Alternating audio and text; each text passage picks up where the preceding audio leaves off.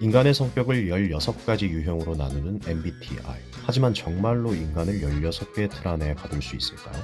과거엔 혈액형을 이용해 성격을 4가지로 단정짓더니 그래도 아주 장족의 발전이 있긴 하네요. 사실 전 A형이지만 누군가 혈액형을 물으면 AB형이라고 대답해왔습니다. 그럼 사람들이 역시 또라이 같더라 라고 하더라고요. MBTI는 혈액형보단 좀 더 근거가 있다는 착각을 하며 여전히 이걸 악용해 가스라이팅을 시전하는 사람들이 많은 것 같아 다시 한번 또라이 짓을 좀 해보려고 합니다. 여러분, MBTI는 혈액형만큼 근거가 없습니다. MBTI는 4가지 축으로 구성됩니다. 내향과 외향, 직관과 감각, 사고와 감정, 판단과 인식. 이 4가지를 조합하면 16가지 성격 유형이 만들어지죠. 이 성향은 외부 세계에서 에너지를 얻습니다. 사람들과 교류하거나 활동적인 자극에서 활력을 얻죠. I 성향은 내면의 세계에서 에너지를 충전합니다. 혼자 있는 시간에서 생각을 정리하고 감정을 회복하죠. 하지만 현대 심리학자 브라이언 리틀은 말합니다. 진짜 내향형도 자신이 중요하게 여기는 목표를 위해선 외향적으로 행동할 수 있다. 즉 성향은 고정된 성격이 아니라 상황에 맞춰 조절되는 전략이라는 거죠. 싫어하는 사람들 앞에서는 내향형이 되기도 하고 내가 편안하게 느끼는 사람들 앞에서는 외향형이 될 수도 있습니다. 간혹 자기가 좀 외향적이다라고 하는 사람들이 내향형 인간들 앞에서 본인의 사교성에 대한 우월감을 드러내기 위해서 또는 내향적인 게 더 숭고하다고 느끼는 나르시스트들이 외향형 인간들을 까기 위해서 MBTI를 악용하곤 하더라고요. 정말 누워서 침 뱉기가 따로 없습니다. S유형은 눈앞의 현실, 구체적인 사실, 즉 지금 여기에 집중합니다. N유형은 보이지 않는 흐름과 가능성, 미래를 중시하죠.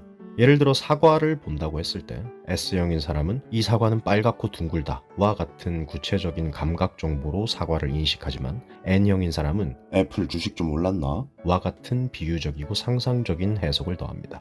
하지만 만약 어떤 사람이 사과에 대한 특별한 기억이나 트라우마 같은 게 있다면 평소 S형인 사람도 N형으로 생각할 수 있고 N형이던 사람도 S형처럼 생각할 수 있는 거죠. 결국 우리는 감각적 인식과 가능성에 대한 직관을 모두 사용하며 살아갈 수밖에 없습니다. T유형은 논리, 객관성, 일관성을 중시합니다. F유형은 공감, 가치, 인간관계를 중시하죠. 여기서 중요한 건 이성 대 감성의 싸움이 아니라 결정을 내릴 때 무엇을 우선시하느냐의 차이입니다. 현실에서 사람은 언제나 T거나 언제나 F일 수가 없어요. 예를 들어 직장에서 부하 직원을 평가한다면 T형적 판단, 성과 중심의 객관적인 판단을 해야겠죠. 그런데 그 직원이 개인적인 사정으로 힘든 상황이란 걸 알게 되면 순식간에 F형적 공감이 개입될 수밖에 없습니다. 사이코패스가 아니라면 말이죠. 심리학적으로 이건 이중 처리 모델로 설명됩니다. 우리 뇌는 합리적 사고를 담당하는 전전두엽과 감정적 판단을 담당하는 편도체가 상황에 따라 서로 다른 비중으로 작동하거든요. 따라서 논리와 공감은 대립이 아니라 더 나은 결정을 내리기 위한 두 축인 셈이죠. 하지만 T냐 F냐라는 잣대로 타인을 배척하는 모습을 일상에서 종종 보곤 합니다. 사람이 뭔가를 잘 모를 땐 감정에 호소하기도 하죠. 좀 더 알고 있는 사람들이 논리나 객관성으로 의사결정을 해야 할 때 감정적인 사람들의 열등감이 발현됩니다. T발씨네 라는 말도 그렇게 탄생한 거겠죠? 그건 또다시 반복되는 누워서 침뱉기일 뿐입니다. 당신도 어떤 상황에선 씨발 T거든요. J 성향은 계획, 질서, 예측 가능한 구조를 선호합니다. P 성향은 유연함, 즉흥성, 열린 가능성을 중시하죠. 하지만 사람은 언제나 J형이거나 P형일 수가 없어요. 예를 들어 평소엔 철저한 계획형인 사람이 여행을 갈 땐 이번엔 아무 계획 없이 가보자 라고 즉흥적인 선택을 하기도 합니다. 일할 때와 휴식을 할 때 삶을 조직하는 방식이 다른 것 뿐이죠. 반대로 평소 즉흥적인 사람도 마감일이 다가오는 긴박한 상황에선 J형이 될 수 있습니다. 상황마다 찾아오는 불확실함에 대해 조금 더 불안감을 느끼는 사람들이 먼저 나서서 계획하고 움직이는 것뿐이에요.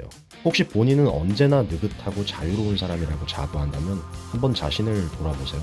당신 때문에 누군가는 젖뱅이를 까며 계획을 세우고 있을지도요. MBTI는 과학적 검사가 아닙니다.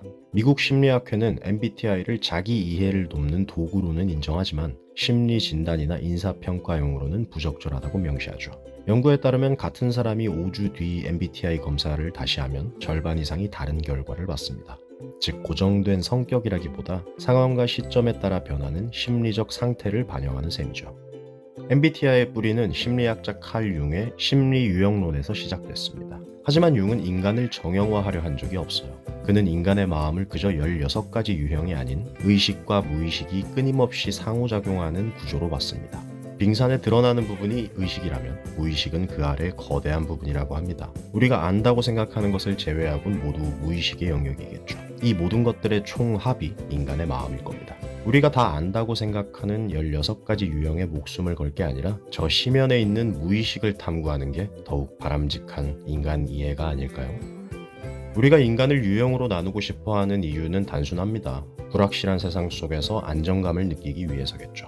나는 이런 사람이야. 너는 그런 사람이구나. 와 같은 말들이 우릴 안심시킵니다. 하지만 중요한 건 그 틀에 갇히지 않고 자신과 타인을 끊임없이 관찰하고 변화시키는 태도입니다. 인간은 네 글자의 코드보다 훨씬 복잡하고 예측할 수 없으며 그렇기 때문에 더 흥미롭고 아름다운 존재입니다. 부디 내가 생각하는 것과 다르다고 해서 나와 살아가는 방식이 다르다고 해서 타인을 배척하기보다는 나도 그렇고 너도 그럴 때가 있다 라는 태도로 보다 선명하고 알록달록한 세상을 함께 만들어 나가는 건 어떨까요? 그러니까 앞으로 우리의 MBTI는 LOVE입니다.